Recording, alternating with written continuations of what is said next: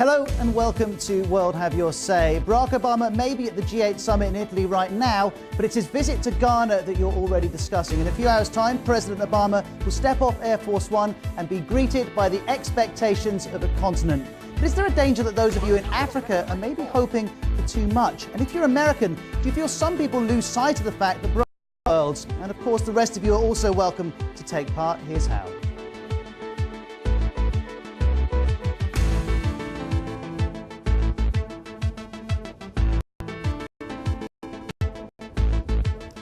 So if you want to go to the blog, it's worldhaveyoursay.com. You can call us country code 44 2070 83 72 72. The conversation's actually be underway for several hours at worldhaveyoursay.com. Here's Coco saying, I'm from Darfur and we're still suffering. We thought Obama would solve our problem very soon, but he's done very little. And Jude in Nigeria says, Africa should learn not to expect too much from the West. Obama is the American president. And as you post, some of your messages will be coming up here on the big screen in the World Have Your Say studio as well. But let me introduce you to three people sitting with me here. We have Nelson, Alice and Tony. Great to see all three of you. Now, Nelson, you're half Ghanaian, half Nigerian. Alice, you're 100% Nigerian. And Tony, you're also 100% Ghanaian. Let me ask you one thing.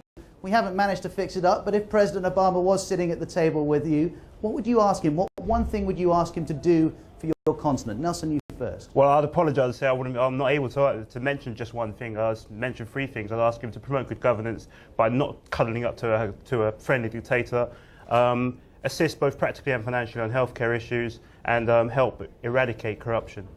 Alice?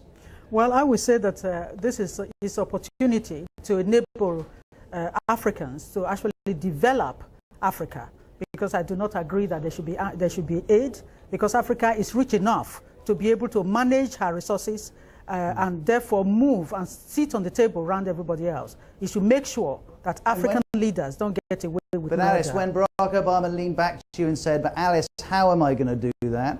What would you tell him? Well, I would tell him that what he should not do is patronize African leaders who are corrupt. Don't sit on table with them. Tell them that they need to respect the rights of their people and not kill them. I can see Nelson nodding his head as well. Tony, what one thing would you ask of Barack Obama? Investment in education in particular, because I believe education is a way out of poverty. If they're able to build more schools, universities, and educate the people, they will learn to do things for themselves. That's right. Rather than looking up to outsiders. Even all these expectations, on Obama, it's because people don't even understand the way the system works. But yes. All three of you, let me ask you this. When we've talked about Barack Obama in Africa before on the radio with World Have Your Say, people always say he can improve education in Africa. You all have friends and relatives who are at school. How can he actually improve education? He cannot do it. African governments, because nobody has gone to America to improve the education of America.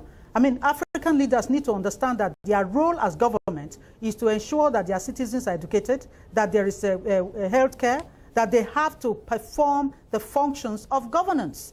In Africa, they don't govern. They're sitting down and hoping that somebody from outside is going to come and do it for them. Well, it's great to have you on the program. We'll be hearing from you throughout. Now, if you want to speak to them, do get in touch through the blog. We'll get you up on the phone or read your emails out as well. But let's go live to Washington, D.C. Brett Schaefer is from the Heritage Foundation, which is a conservative think tank in Washington, D.C. Brett, great to have you on the program. Thank you for having me. And well, we've heard from three Africans with a list of things which they want from your president. Are you happy for him to oblige? Well, it'll be interesting. I think the United States, under the previous president, under previous administrations, and under President Obama, will continue to try and assist Africa in achieving a lot of those different goals. But when President Obama did an interview with allafrica.com earlier this month, I think he made a very important point, and that is the responsibility for development and advancement in Africa is primarily in the hands of Africans themselves, primarily in the hands of their government. And it's up to those governments to undertake the policy actions necessary to allow Africans themselves to excel, allow Africans themselves to take advantage of their opportunities, and it's up to Africans to hold their governments accountable for their success. The U.S. can help doing that, but it can't replace the actions of African governments and the actions Brett, of this is Nelson, a half Ghanaian, half Nigerian gentleman in the studio who wants to speak to you. Brett, it would be fantastic if your government actually practiced a policy where they were actually encouraging governments to actually, encouraging governments to act in a very, very responsible and prudent manner.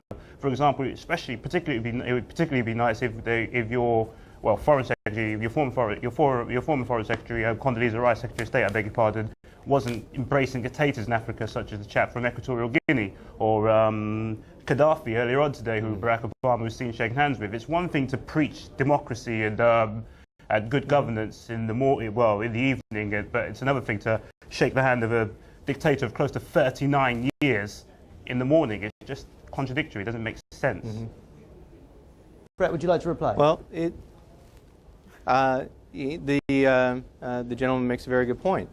The world is full of unsavory individuals, and a lot of those unsavory individuals are in Africa. A lot of those unsavory individuals are in the Middle East. And the United States. Unfortunately, unfortunately, governments have to deal with each other on a number of different issues. But he's absolutely right that you shouldn't tolerate that. That you shouldn't be silent in the face of a lot of oppression. And the U.S. needs to be outspoken in advocating for democratic governments, for accountable governments, and for fighting corruption as well. And I think that the U.S. has been a consistent voice on those issues, although it has been forced to deal with a number of situations where, unfortunately, they've had to deal with individuals they would rather not in other circumstances. If you're just turning on BBC